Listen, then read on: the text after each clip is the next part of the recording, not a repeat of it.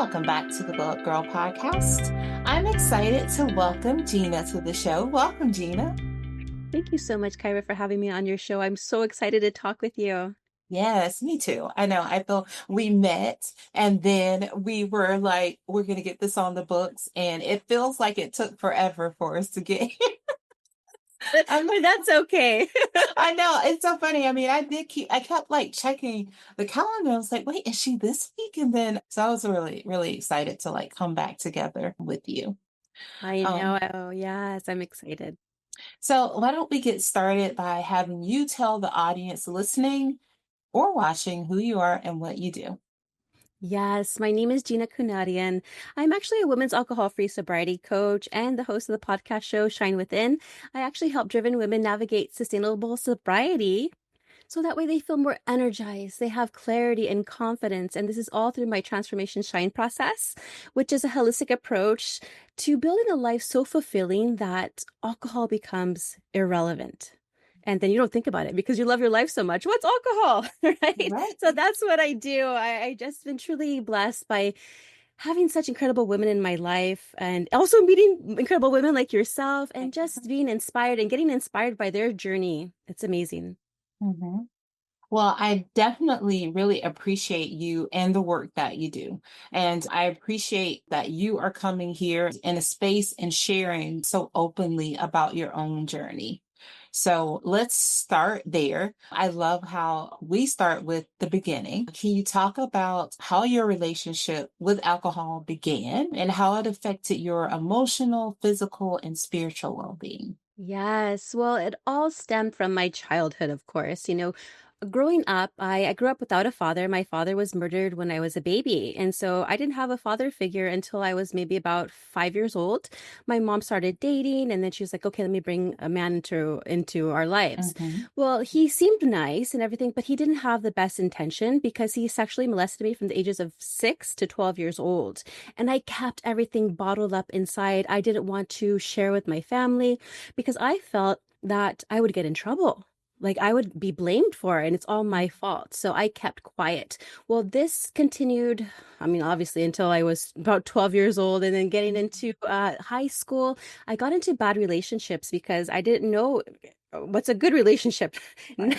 I didn't think about men as I probably should have. But so I got into a relationship where my first boyfriend, I had to get a restraining order on him because he was physically abusive as well as manipulative, controlling, and also obsessive. And my mom said, that's enough. We have to get a restraining order on him. So I did, but it ruined my reputation in high school. I was, always being teased as I was walked down the hall, thumbs down, name calling, and it really destroyed my worth.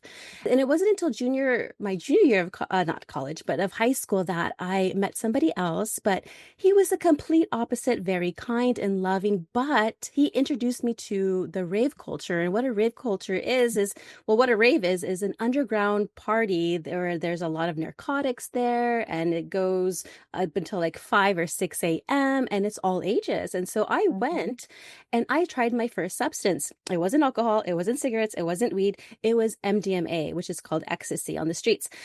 I tried that and I thought I was going to die at first, but then I started feeling like all this love that I never felt in my past. I was always hurt. Mhm.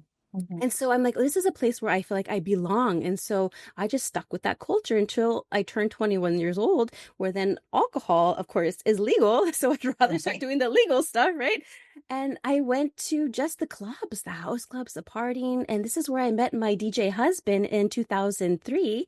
We got married in 2007 and we had our first son in 2008. But that lifestyle continued and continued and continued. It didn't die down.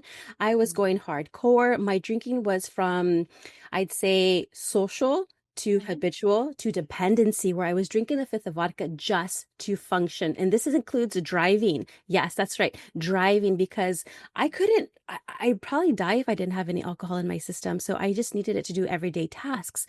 Well, I never thought I had a problem. I thought I had just a high tolerance.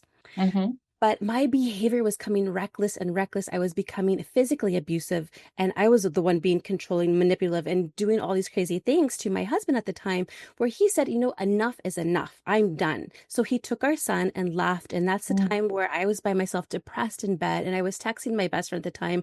I was like, you know what? I don't want to live anymore. I do not want to live anymore. I'm going to take all this prescription medication because I had anxiety and I'm going to down it with alcohol. And that's what I did. And sure, luckily, he called my parents, who called the ambulance, who then I remember kind of hazy, them taking me to the hospital. And then that's where then I started seeking treatment. I wasn't admitting I was an alcoholic yet, though.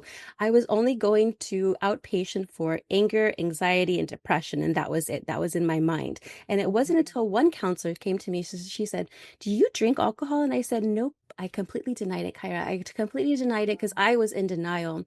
mm, And it wasn't until 2014 on Thanksgiving, my mom says, "I'm going to go ahead and pick you up. Let's go to your brother's for Thanksgiving." And I had just been partying all day. I was having a hangover and I didn't have any alcohol with me. And when we got to my brother's house, I was shaking. I was feeling nauseous. I was feeling clammy. And I was like, oh my goodness, I need alcohol. But I didn't want to tell my mom. But I was like right. quietly telling her, "Mom, can you please give me some wine?" She's, "Oh, no, you're not drinking." I said, "I need it in order for me to function. I don't know what I'm going to do." So bless her heart, she only brings like a fourth of a wine. I'm like, "Oh, Mom, I need the whole bottle, if not two." And that's what I did. And that was the first time I admitted I was an alcoholic. Mm, Then I went checked myself into rehab in December 2014. A month mhm. later, I graduated. I felt fantastic. But guess what I did? I went straight to the casino and drank because I thought I can hey, I got it. I can control it. I got this under Yeah, control. I can do this. yeah. You graduated, so you thought that. Right? Oh, and so it was just a spiral of relapse, relapse, relapse, relapse. And then it just destroyed my spirit. I literally felt like there was negative entities around me Mhm, and I didn't know what to do. I was crushed. I was lost. I went to jail because of my abusive behavior towards my partner at that time. And mhm. it was just chaos and chaos and chaos. So it just destroyed my mind, my physical health, and also my emotional Right. well-being. So when you started to go through this vicious cycle, what would you say was really the wake-up call? Like, what was that pivotal moment or the breaking point that you said, it's time for me to like, I got to do something. I got to confront this. Right. So you think jail would actually put me straight, right? I'm You glad think we can laugh about this now. I'm I can glad laugh we. about this now. It didn't. It really, really didn't. It wasn't until I was really, truly sick of my sickness. And I remember I was outside a familiar liquor store and literally it was raining outside and I was in my car and tears mirrored my inner turmoil. Tears of shame, worthlessness, and despair. And it wasn't at that moment that I finally reached a turning point. I had to call out to God, because I knew there was a love both within and beyond me. And so I surrendered and I said, "Please help me. I cannot live like this anymore. I need your help. I cannot do this alone." And asking for help was one of the hardest things I could ever do. Right. Yeah. Yeah. But I guess I would ask you because you had finally, you had admitted that you had a problem. And then I agree, would say that calling out to God is like the ultimate, like it's the ultimate line for help. And when you did that, even though I know you still had a road ahead of you, but when you did that and you surrendered to God, did you feel like something lift off of you? Like, what did you feel? What did you feel like going through that? So check this out. 2 weeks later, I actually was severely ill. And I thought, oh gosh, God is mad at me. But that's not the case. Had pancreatitis. I had to go to the hospital and they did all these tests and everything. They're like, "Yep, you have pancreatitis. You must be a drinker." And I admitted, yes, I do drink. I do drink. And that was the moment that I'm like, wow, this is a time where I was given I wouldn't say second chance. I would say the 10th chance, to restart my life with sobriety, because what a perfect setting I'm in a hospital where I'm being medically detoxed. Mhm, That's what I needed. I needed to be medically detoxed. mhm, And then a chaplain came to me one day. No one visited me, by the way. No one visited me. I think everyone hated me at the time. So this was a time for me to reflect mhm, and go within. And when mhm. went within, I went without. And Uh-huh, God and I had a relationship, and the chaplain prayed over me, and I was like, you know what, this is it. This is my chance. This is my prayer. This is what I surrendered to. Freedom. mhm. And that's what Yes. I did. And after that, I went home after a week later from the hospital. I had my own place at the time, in a little studio. There was a bottle of vodka there waiting for me, but I threw it away and I'm like, no more. That is Mhm. it. Oh, I love that. That's just such a great journey, right? I know like it wasn't easy, but I just love that there is something about surrendering to God, whether whatever it is you may believe, but there is something to just surrendering and just asking for help. And I know you said like you got the 10th chance, but I'm like the chances are unlimited with him. And that's one of the great things about having a relationship with God is that like I mean, it's just another time you say, I'm sorry, please help me. And like, he's going to pick you up every time. How did connecting to a higher power and addressing, so, because I assume as you started to heal and go through the process, you had to resolve some of this unresolved trauma in your life. How did kind of working through the things of your past play a role in your recovery and just your overall transformation?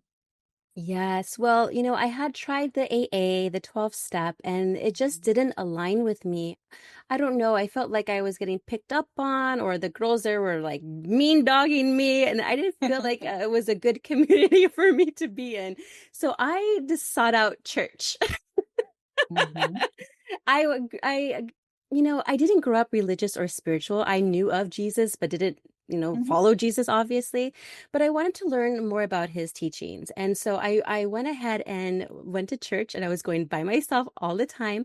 I got into a women's Bible study group where I met incredible women who were so uplifting, so encouraging, so loving is the word, loving. And then I started serving. I served the unhoused. I served the children's ministry. I did children's ministry, and I just created a bunch of new friendships. I felt like mhm. if I'm serving other people, it brought me so much joy inside that I felt like, oh, this is life. Just being of service, and that's what I truly love, is just being of service. And that helped me throughout my whole transformation, is just being present, being with God, and just giving my heart to everybody that is surrounding me, including my children. Yes. Oh, I love that. That's so awesome. I know you mentioned when you were in the hospital and you said nobody came to see me because everybody was mad at me. If you don't mind me asking, how did you work to repair some of the relationships that maybe have been broken in the process? Yes, as I started to transform, Hmm. those relationships automatically they were just mended. Mm, They just got better and better. yeah. Like a Yeah. relationship with my mom, the relationship with my son now. Like he writes me letters. He's 16 now, but he's the one who saw all of the abuse when Mhm. he was 5 and 6 years old. And he remembers. But he writes me letters saying, to my favorite person, I'm so proud of you for who you become. I'm like, oh, it touches my heart. I'm like, oh, I love you, son. And the relationships get better and better. And I feel like that now that I'm surrounding myself with people who are more like-minded, who are love God, who are inspiring, who people who I want to be like, Right. those relationships are just so meaningful to me. Of course, I have some of my old relationships, but we're from a distance. We have a relationship from a distance. We don't party or anything. We'll just Right. say hi on social media because they're part of my life too. And I Right. don't discount that relationship. I actually needed them in order for me to grow. And everybody and everything that whoever was in my past needed to be there. So Oh, that yeah, way for sure. Yeah. I can be who I Yeah. Yeah. I do, yeah, and I love that you said that because I do think that's important. I think a lot of times people are like, "Oh, well, you shouldn't have been a part of like, this that." this group or these people shouldn't be there. But I do particularly feel just like you that God places people in our lives for reasons and for seasons. And if they are not great situations but they are meant to learn from. And I think that's the thing that you said that really most matters is that these people were put there for you to evolve as who and to become who you are today. That's really amazing. And I will say to you, so as you started to, as you continue to heal, you continue to grow and to mend these relationships and begin to just sort of become whole again. And you mentioned the friends, right? You mentioned the friends who were there in the past, the sort of your party friends. Did they ever come back around? Did you ever find yourself in a situation where it was like you had to say no? So check this out. They are all transforming. This is the only ones that I know from social media, but they're reaching out to me saying, Gina, your story is so inspiring. I'm going out to church. I'm meeting new people. I said no to alcohol. I'm now a year sober. I get another one. I see sober for five days, sober for this. And I'm like, what the heck is going on? I feel Awesome. like there's like a quantum shift happening where Yeah. people are saying yay to sobriety because they know that it probably doesn't serve them. Alcohol doesn't serve them anymore. And yeah, Yeah. they're still out there having fun, going to clubs and having fun. Yes, you can go ahead and have fun at the Yeah. clubs and dance. Yeah, you can have your 5 hour energy shot if you want to.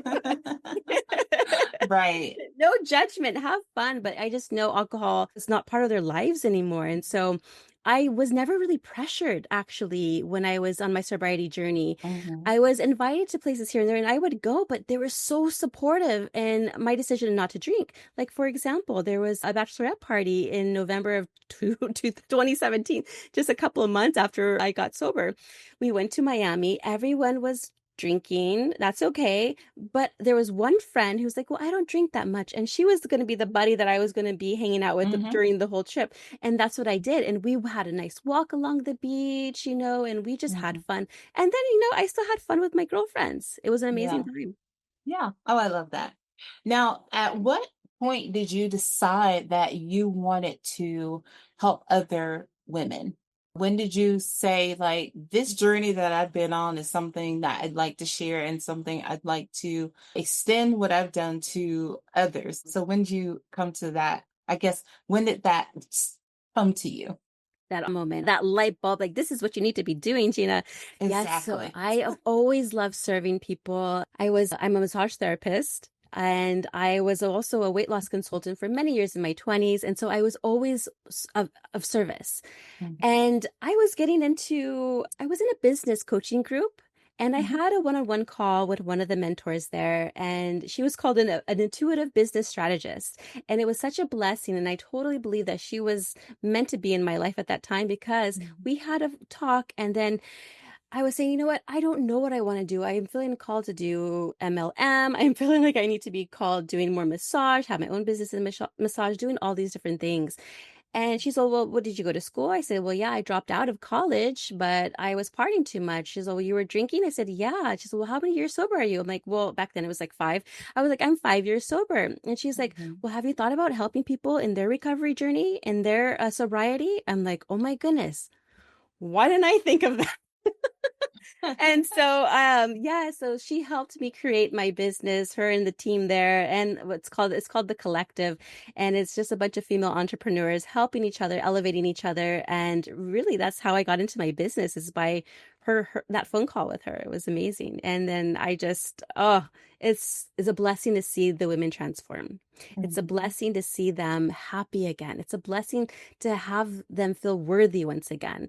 And so it just is a ripple effect. When they get happy, I feel even overjoyed. Yeah, yeah, I love that. I like that because I think like sometimes it's really inspiring to have the conversation and especially to talk about things like alcohol because I think that sometimes people just feel like it has to be a part of like, like you said, oh, I've been invited to a party or I'm going to a bachelorette weekend, I'm doing this thing. And it's like, oh yeah, I have to drink. And I think it's really important, like what you speak and the way you talk about just enjoying your life, right? And you're just enjoying life to the point where you don't need that. And I don't think I've drank in like a year. I don't think it just got to be a place to where I don't really need it. And I know like during the time, because even like during the time, like if you rewind back to 2020 where everybody was in the house, and then I think people were just buying alcohol galore Yeah, yeah, yeah. because they felt trapped. And I remember like buying alcohol, but then it just sort of sitting in my house. And then I'd be like, oh, yeah, I'll have a beer because we're going to watch something, But then pretty soon and then also, too, I was like, well, I wanted to lose weight. I wanted to lose pandemic pounds. So I was like, that's just sugar and like extra. And then I think the test is always like when you go somewhere, like then when I start traveling for work and then I go and then I was like, yeah, I'm like good. Like I'm kind of good on that. And it was just one of those things where it's like you start to just really realize like you can enjoy life without it. Like I'm not saying like will I ever like have a drink another day and like maybe we'll see, but it's not something that I actively seek out because I just feel like I don't need it. But now there was a time when I was younger, when I was in Yeah. my young days where I met it at the door after work. I'd be like, I had a long day at work, I just need a beer. Leave me alone. I I feel you on that. I remember that. But I think there's just something really amazing about just helping people to see how special their lives are. And I think you're just more present. Like you can be more present in the moment when there's not something clouding your judgment, so to speak. And we're not, trust me, you people listening, watching, not knocking anybody. Because if you have to have that glass of wine at night, do it, do you. Have fun, enjoy it. I'm just saying, like, I'm just speaking from like a personal Right. experience of that. It's just like, oh yeah, I mean, and like because like my husband doesn't drink, so it was always kind of weird because it's like I couldn't really ever enjoy it with him because I'm like, do you want? He's like, I don't like the way that tastes. Why do you want to drink? And I'm like, oh, and so then eventually I was just like, oh, okay, well, guess then I don't need it either. It's amazing. Yeah, my husband doesn't drink either. So I am remarried. As a matter of fact, I met his son in children's ministry. So I fell in love with his son before I met him. And then I met him in our street ministry. And so it was just amazing how, like I said, the relationship building Hmm. when you're in a community that you feel like you belong. Yes. And yeah, so it's just Oh, I love incredible. that. That's so awesome.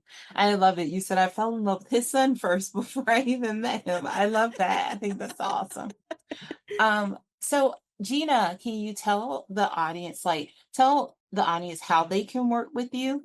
Yeah. So you can always go to my website. It's www.ginakunadian.com. That's GinaKunadian.com. And there you can just connect with me all over social media, but I mostly hang out on Facebook. You can just look up Gina Kunadian. I'm there. And I do have a gift for your audience. It's my Yes.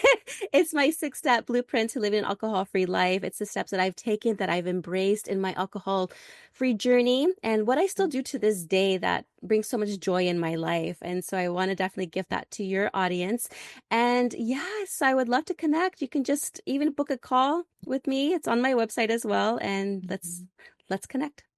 Awesome. I love that. And I think it's what you're doing is so special because it's amazing when people can learn from someone who has experienced what they're going through. And they can, and I think that's pretty awesome. And I think in a world you mentioned earlier in your story where you talked about you tried, AA, and you said it just wasn't the right community for you.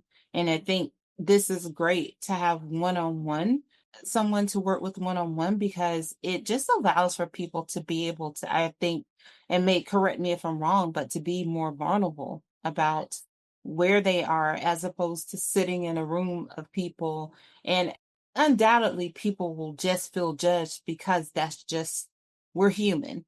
Right. So of course we're going to feel like someone is like judging us, but I'm sure, obviously it's probably not the case there, but I think this is just so like personable, Mhm. and it just offers like, I don't know, just a real safe space to talk about what someone is going through. Yes, and everything's individualized. Everybody has their unique journey, and that's Hmm. the beauty of it. It's like everybody's different.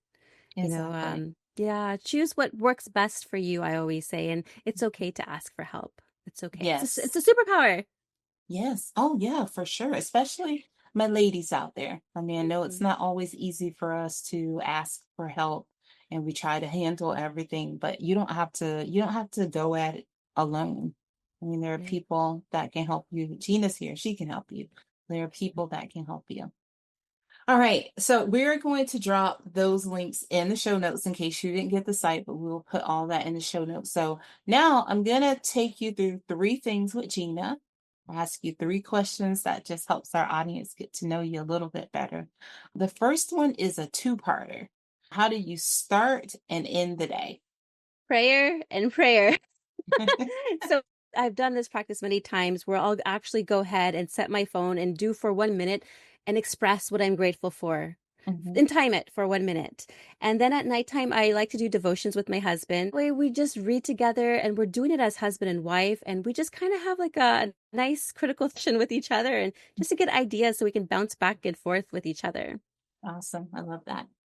All right. The second one is tell us about your podcast, the Shine Within podcast. Yeah, so my podcast is called Shine, Bring on Women who share transformational stories and also experts in the areas of mindset, women's health, and spirituality. And so I bring them on because they are so knowledgeable and so insightful. And I really believe that my listeners get a lot of nuggets to help them in their own journey, whether it's so or not. Any transformation is a transformation. And what I love about my podcast is that I focus not on problems, I focus on the solutions. Let's Mhm. focus on the solutions. Mhm. So that's what I'm all about. Let's get you to action. Yes, I love it. All right, I'm going to sneak in another question before the last one. What's a goal or an intention that you've set for yourself this year? Oh, that's a good one. A goal or an intention to be more creative. To be more creative. Mm. We're here for a reason. Everybody's here for a reason. We all have a purpose. You know, I turn my pain into purpose and I love to create, whether that's new programs, whether that's new relationships, whether that's working on my garden, whatever it is. I love creating because it brings a lot of joy and I feel like whatever excites me, I love to do that. So right now, what is exciting me is I'm doing a health transformation for myself because I'll be honest and real and vulnerable here.